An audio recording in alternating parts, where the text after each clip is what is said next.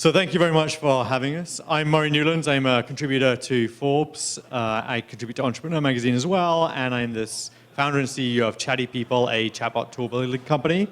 I'm very pleased to be interviewing Keith today. Keith is chairman and CEO of DocuSign. I was CEO for 8 years. Yes, and while at DocuSign, he's grown the company from 70 people 60 times to over 2,000 people. It's grown hugely internationally. So why has it been so successful? You took this growing company, but you've been able to make it an international success. How do you take a SaaS business and make it an international success? Yeah, well, I think the first thing is you've got to have a big market. You know, we were able to take advantage of a big paradigm shift out there and create the category of digital transaction management, which basically means it empowers anyone to transact anything, anytime, anywhere on any device securely. If you think about who we're disrupting, it's paper. Yes. And so now we have 200 million unique users on the DocuSign Global Trust Network. 300,000 companies have standardized on DocuSign, the top 15 banks, top insurance companies, pharmaceutical companies, and we're putting on 300,000 unique users a day. But I think really the key is the value proposition. Right. In terms of the impact on the bottom and top line, also in terms of improving the customer experience. And the third thing is reduce risk in terms of security and compliance. That's what's really driven the success of DocuSign. So how have you opened up so many new markets and gone globally and entered new markets? Yeah, so it would be a combination of factors. First of all, obviously we started off in the U.S. And to leverage that strength in the U.S. with international companies, subsidiaries, also global partners. We have a four-pronged partnership with companies like Microsoft, Google, Salesforce, SAP, Visa, where they are enterprise customers for DocuSign. They are all equity investors. They also, we have a go-to-market with them and integrate our products. So for example, going over to Germany, Deutsche Telekom's an investor. They host our data center. They resell us. They're a huge customer. So I think partners is obviously a key. The other key thing is to understand it's not one size fits all. When you go to another country, you get one chance to make a first impression. And business is global, but trust is local. So the most important thing is establishing trusted relationships in the country you're entering before you enter it. So before we came up here, we were talking about I have a 9-month-old daughter, and you have 2 kids, and you're sending them to a English-Chinese school to learn Mandarin because you believe that that's the future. What are your future plans for going to China?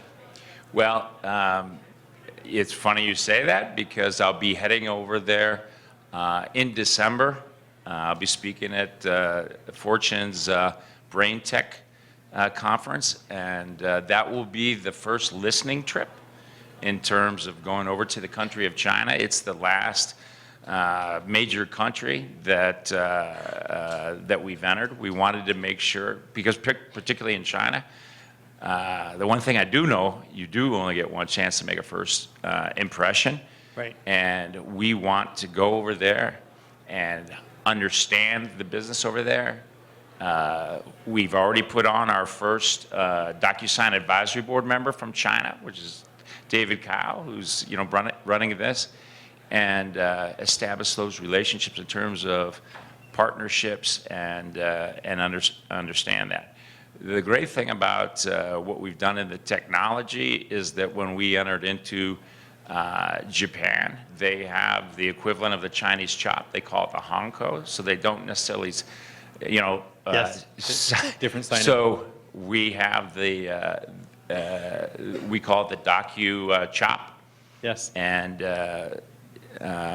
you know, the other big advantage, I think, is that China is a nation of traders, and we're the global standard everywhere else in the world other than China. And I think it, you know, in terms of reducing the friction, in terms of trade, and helping increase trust around the world, that's, I'm really looking forward to that. So you talked about when you went to Germany, you found a local partner, they were an investor, they're effectively a distributor and partner for that country. So are you looking for Chinese investors and Chinese partners to enter China with? Absolutely. So we're looking for not only those partners, in terms of a cash position, we're okay, so it's not for the money, but it is being able to strategically integrate our partner strategy with our equity financing strategy along those lines of the 4 pillars, and to look for those early customers. So, for example, before we put anybody on the ground in Germany, we said we are going to have a partnership with SAP, which investor, you know, enterprise-wide, use us everywhere around the globe. They resell us. We also said Deutsche Bank, the biggest bank. We also said Deutsche Telekom, and not until we got those guys as customers will we do it, and they all are now. And so, you know, it's kind of very top-down driven, particularly in Germany. So a lot of your success is through ecosystem, and we're fortunate enough to be here in Silicon Valley and have the Silicon Valley ecosystem. Can you replicate that anywhere else in the world? Do you see that? Where do you see that being replicated, and how are you, as a business, helping to replicate that and help commerce around the world? Yeah, you know, it's funny because I get asked that question anytime I'm outside of Silicon Valley. I was just in London, and I was being interviewed. Somebody from the Financial Times, you know, a top reporter from the Financial Times, and he said, you know, can we do Silicon Roundabout? And I said, look, you got everything. It's a center of global commerce. You've got great technology, but I'm not so sure, because in Silicon Valley, it's not this financial all this financial money here on Sand Hill Road, or the legal infrastructure, or even the universities. It's the mindset, and I think the best way to understand is maybe through a little story. And the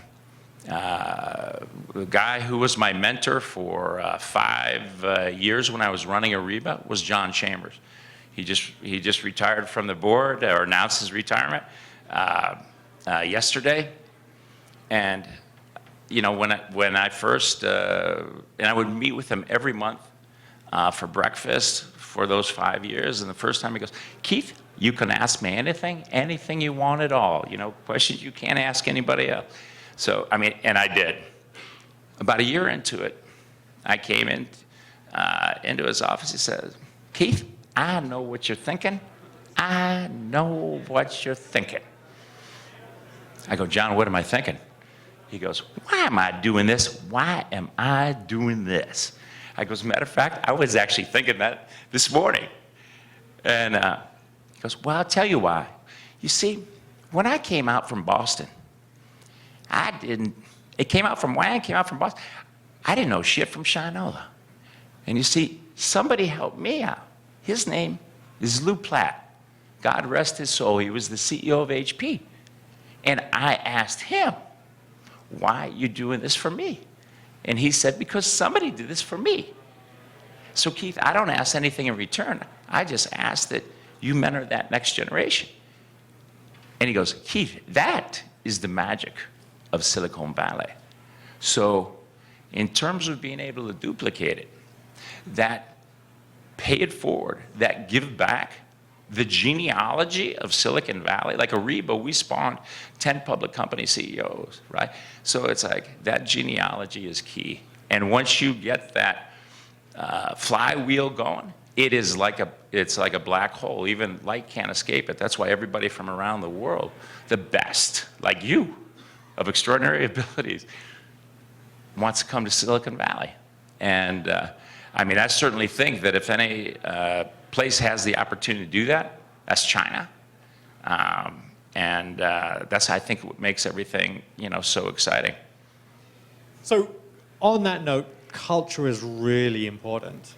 How do you cross that chasm into dealing with the culture with a global company, with people in Germany who have one way of looking at things and one way of interacting, and people in Japan, and now you're going to have people in China? Very different cultures. How do you manage a company with thousands of people across the world? Well, by the way, that diversity in terms of the cultures is the magic and where the genius comes from. I think it starts off with, the first word is respect. And also, I think, trying to really understand that culture, trying to put yourself in their shoes. That's why I've got those, twins going to the Chinese-American school. And by the way, even if you can't speak the language, to know the top 50 phrases in a language is just a great form of courtesy. But there are universal principles that apply regardless of the country.